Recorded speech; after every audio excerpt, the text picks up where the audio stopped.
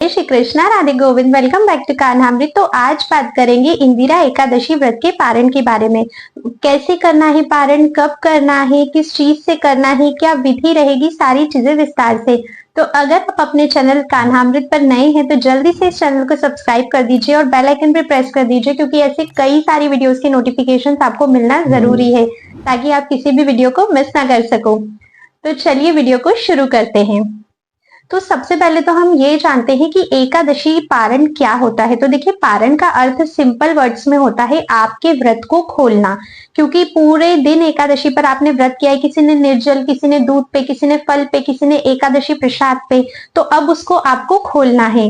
तो खोलने से अर्थ है कि आपको व्रत का पारण करना है। हर एकादशी के व्रत के पारण का समय निश्चित होता है और एकादशी व्रत का पारण सही समय पर करना अति आवश्यक है, क्योंकि अगर ऐसा नहीं होता है तो आपका एकादशी व्रत जो है वो पूर्ण नहीं माना जाता है, आपका व्रत अपूर्ण ही रह जाएगा। तो हर एकादशी के व्रत के पारण का समय अलग अलग होता है। चैनल पर आपको सभी एकादशियों के व्रत के पारण का समय मिल जाएगा, आप चेकआउट हमेशा कीजिएगा। इस बार इंदिरा एकादशी का पारण कब और कैसे करना है ये जानते हैं। सबसे पहले मैं आपको एक बहुत छोटी सी कथा सुनाती हूँ, जिससे आपकी पारण में बहुत अधिक निष्ठा हो जाएगी। तो अगर आप सभी ने भागवत जी सुनी है या उसका पठन किया है तो आपको राजा अम्बरीश के बारे में तो अवश्य ही पता होगा। राजा अम्बरीश ने साल भर की सभी द्वादशी युक्त एकादशियों को करने का प्रण लिया था, और जब राजा अम्बरीश ने ऐसा प्रण लिया था तो उन्होंने साल की सभी एकादशियों को अच्छे से निभाया था, सभी का पारण अच्छे से किया था। अब बारी थी आखिरी एकादशी की। एकादशी तो अच्छे से हो गई थी, अब पारण का दिन आ चुका था। उन्होंने कई सारे साधु संत ऋषि मुनि सभी को आमंत्रित किया था। बहुत अच्छा यज्ञ हुआ था, बहुत सारा भोजन बन रहा था, क्योंकि कई सारे साधु ऋषि मुनि आए थे, स्वादिष्ट व्यंजनों को बनाया जा रहा था। क्योंकि अम्बरीश जी तो राजा थे, उनके पास धन धान्य की कोई कमी नहीं थी। अब पारण का समय आने ही वाला था, सारी तैयारियां हो चुकी थी। तभी राजा अम्बरीश के द्वार पर ऋषि दुर्वासा का आगमन होता है।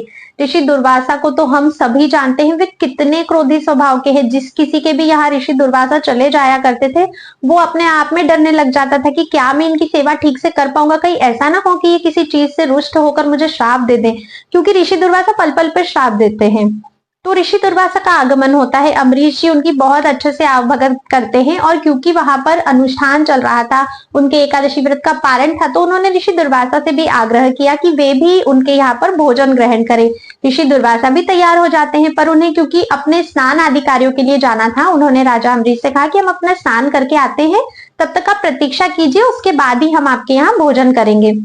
अम्बरीश जी ने कहा ठीक है। अब ऋषि दुर्वासा जी नदी तट पर चले गए, पर क्योंकि वे बहुत ही सिद्ध ऋषि थे तो वहां जाकर उन्हें लग गई समाधि। अब समाधि लगने से ये हुआ कि ऋषि दुर्वासा को तो कोई खबर नहीं है, वो तो समाधि में लीन हो गए, लेकिन इधर राजा अम्बरीश की एकादशी की जो निष्ठा थी, जो उनके साल भर के एकादशी का संकल्प था, उसका आखिरी दिन था, आखिरी एकादशी के पारण का। तो उन्हें पारण करना था, उनका समय निकला जा रहा था। अब वे अगर ऋषि दुर्वासा की प्रतीक्षा करते हैं तो पारण का समय चला जाएगा, अगर पारण का समय चला गया तो साल भर का पूरा अनुष्ठान व्यर्थ हो जाएगा।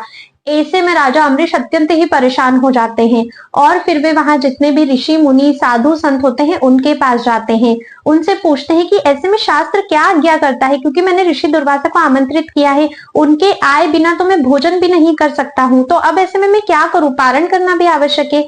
पर क्योंकि राजा अम्बरीश हर एकादशी निर्जल किया करते थे, सभी वहां पर उपस्थित महात्माओं ने, ऋषियों ने, साधुओं ने उन्हें ये कहा कि आप भगवान के चरणामृत से अपना व्रत खोल लीजिए।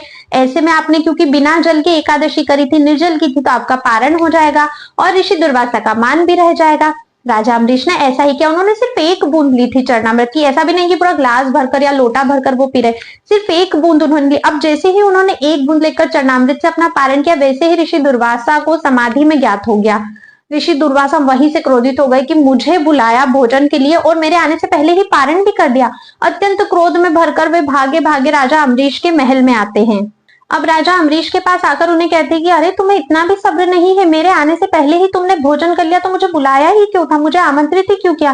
क्यों तुमने मेरा अपमान किया, जाओ मैं तुम्हें श्राप देता हूँ। और ऐसा कहते ही अपने सिर से एक जटा उखाड़ते हैं और उसमें से कृत्या नामक दैत्य को प्रकट करते हैं। उस दैत्य को आज्ञा देते हैं कि जाकर अभी के अभी राजा अम्बरीश को भस्म कर दो। वो दैत्य राजा अम्बरीश के पीछे जाता है, लेकिन राजा अम्बरीश ना भगवान के बहुत ही बड़े भक्त थे। क्यों थे?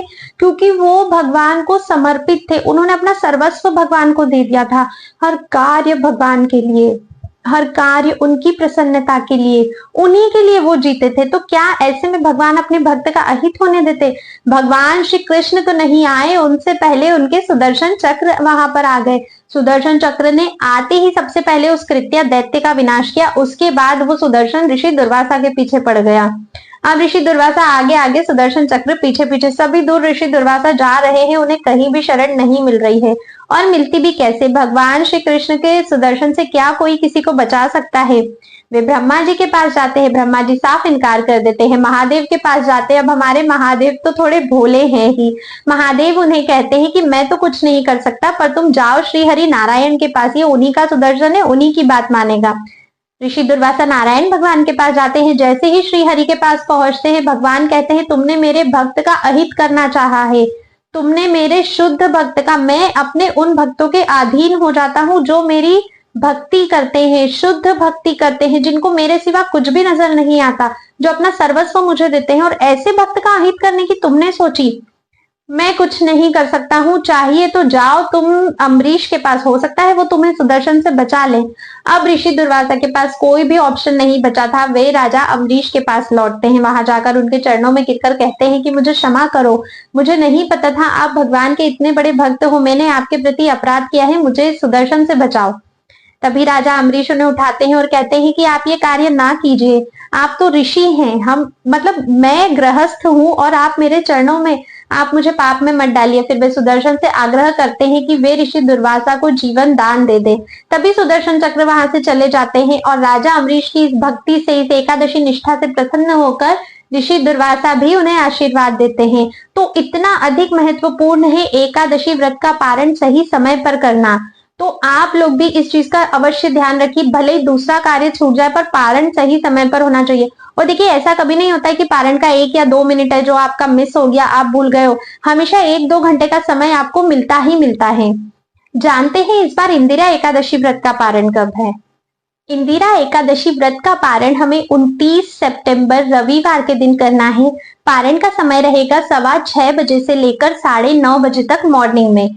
अब इस दिन आपको क्या क्या करना है वो जानते हैं। तो देखिए, एकादशी पारण वाले दिन आपको ब्रह्म मुहूर्त में उठकर भगवान की मंगला आरती करनी है। मंगला आरती करने के बाद तुलसी देवी की पूजा अर्चना करनी है। तुलसी देवी की सेवा करने के बाद भगवान के लिए भोग बनाना है, भगवान को भोग लगाना है। भोग लगाने के बाद आपको पारण में किसी भी ब्राह्मण को अवश्य ही भोजन करवाना चाहिए, उन्हें दान और दक्षिणा भी देनी चाहिए। वैसे तो देखिए, कहा जाता है कि जगन्नाथ जी के महाप्रसाद से आपको पारण करना चाहिए, जिसे कि निर्माल्य कहा जाता है, जो सूखे चावल होते हैं। भगवान श्री जगन्नाथ जी के किसी भी मंदिर में आपको वो मिल जाएंगे। तो अगर आपके पास वो है तो आपको उन्हीं से पारण करना चाहिए। अगर वो नहीं है तो जो प्रसाद अभी भगवान का है, जो भोग आपने भगवान को लगाया है, उसी प्रसाद से आपको पारण करना है। तो सबसे पहले ब्राह्मण देवता को भोजन करवाइए। ब्राह्मण देवता को भोजन करने के बाद उन्हें दान दक्षिणा दीजिए। पास में अगर कोई मंदिर है तो आप वहां भी जा सकते हैं। गौ माता को भोजन करवाइए, गौ माता को भगवान का प्रसाद दीजिए। उसके बाद आप स्वयं पारण कीजिए। तो निर्माल्य है तो उससे, नहीं तो इस महाप्रसाद से। इस तरह आपका एकादशी व्रत पूर्ण होता है। और ये जितने भी पारण के कार्य सभी आपको उसी टाइम में करना है, 6:15 से 9:30 के बीच में। तो इस चीज का विशेष ध्यान रखिएगा, ये समय निकलना नहीं चाहिए। हमने बहुत निष्ठा से, बहुत संकल्पता पूर्वक अपने एकादशी व्रत को किया है, तो उसका पारण भी सही समय पर करना अति आवश्यक है। आज की वीडियो में बस इतना ही था। आई होप आपको वीडियो पसंद आई होगी। इसे ज्यादा से ज्यादा शेयर कीजिए ताकि सभी लोग पारण के महत्व को समझ सके। क्योंकि ना, ऐसे कई सारे लोग हैं जो एकादशी व्रत तो कर लेते हैं लेकिन पारण के बारे में जानते ही नहीं है। पारण क्या होता है, पारण के समय को नहीं जानते, और ऐसे में जाने अनजाने में उनका व्रत अपूर्ण ही रह जाता है।